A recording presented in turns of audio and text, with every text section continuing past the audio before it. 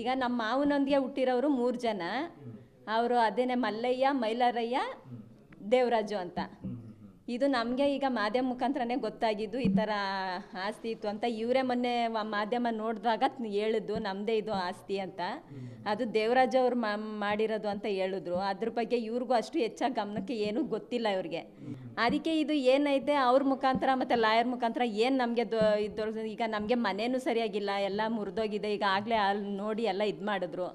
ಮತ್ತು ಮನೇನೂ ನಮಗಿದ್ದಿಲ್ಲ. ಅವ್ರು ಹೇಳಿದ್ರು ದೇವರಾಜ್ ಅವರು ಮನೆ ಆದ್ರೂ ನಿಮಗೆ ಮಾಡಿಕೊಡ್ತೀವಿ ಅಂತ. ಈಗ ಮನೆಯಲ್ಲೂ ಅವರು ಭಾಗ ತಗೊಂಡಿದ್ದಾರೆ.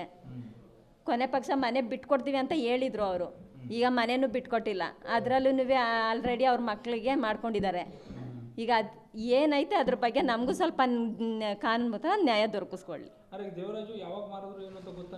ಇಲ್ಲ ಸರ್, ಗೊತ್ತಿಲ್ಲ. ನಾನು ಮದುವೆಯಾಗಿ ಬಂದು ಒಂದು 22-23 ವರ್ಷ ಆಯ್ತಾ ಇದೆ. ಇವರು ಅಲ್ಲಿ ದೊಡ್ಡ ಸೊಸೆ, ಇವ್ರು ಬಂದು ಒಂದು 45 ವರ್ಷ ಆಗಿದ್ದೆ. ಅವ್ರಿಗೇನು ಅಷ್ಟು ಇವೆಲ್ಲ ವಿಷಯ ಗೊತ್ತೇ ಇಲ್ಲ ಅವ್ರಿಗೆ. ಇಲ್ಲ ಸರ್, ಈಗ ತಾನೇ ಮಾಧ್ಯಮದಲ್ಲಿ ಮುಖಾಂತರ ಗೊತ್ತಾಯ್ತಲ್ವಾ.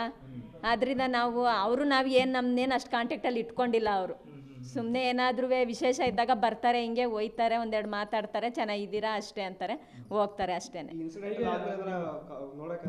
ಇಲ್ಲ ಸರ್, ಅವರು ಬಂದಿಲ್ಲ.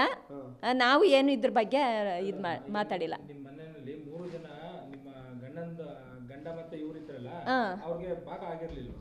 ಇಲ್ಲ, ಅದ್ರ ಬಗ್ಗೆ ನನಗೆ ಗೊತ್ತಿಲ್ಲ ಸರ್. ಆಸ್ತಿ ಭಾಗ ಅಲ್ಲ, ಮನೆಯದ್ದು ಆಸ್ತಿನಾ? ಜಮೀನ್ ಬಗ್ಗೆ ನನಗೆ ಗೊತ್ತಿಲ್ಲ ಸರ್.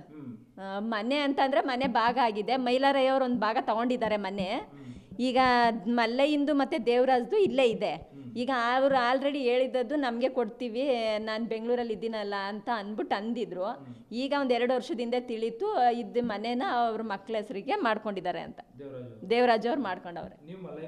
ಹೌದು, ನಮ್ಮ ಮಲ್ಲಯ್ಯನ ಸೊಸೆ, ಕೊನೆ ಮಗನ ಸೊಸೆ, ಹೆಂಡ್ತಿ ನಾನು. ಇಲ್ಲ, ದೊಡ್ಡವರು ನಾವು. ನಮ್ಮ ಮಾವ ದೊಡ್ಡವರು, ಎರಡನೇವರು ಮೈಲಾರಯ್ಯ.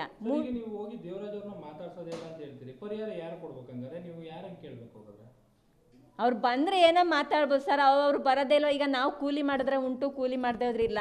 ಈಗ 1-2 ದಿನ ಸುಮ್ಮನೆ ಈಗ ನಾವು ಅಕಸ್ಮಾತ್ ಹೋದರೆ ಅವರು ಸಿಗೋದೇ ಇಲ್ಲ. ಎಲ್ಲೋ ಹೋಗಿದ್ದಾರೆ ಅಂತಾನು ಹೇಳ್ತಾರೆ, ಸಿಗಲ್ಲ. ಈಗ ಅವ್ರನ್ನ ಟೈಮ್ಗೆ ನಾವು ಹೋಗಿ ಅಲ್ಲಿ ಕಾಯ್ಕೋಗುತ್ತೆ. ಈ ಕಡೆ ನಮ್ಮ ಜೀವನ ಮಾರಿರೋದು ಸರ್.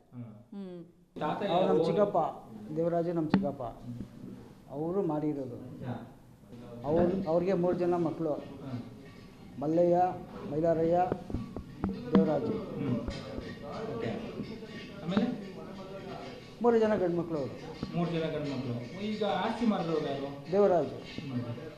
ನಮಗೆ ಮಾಡಿದ್ರೆ ನಮ್ಗೆ ಪರಿಹಾರ ನಮಗೂ ಸಿಗ್ಬೇಕು ಅದರಲ್ಲಿ. ಅಲ್ಲ, ಅವ್ರು ಅವಾಗಲೇ ಮಾಡ್ಕೊಂಡ್ಬಿಟ್ಟಿದಾರಲ್ಲ 2005ರಲ್ಲೇ 4ರಲ್ಲೇ.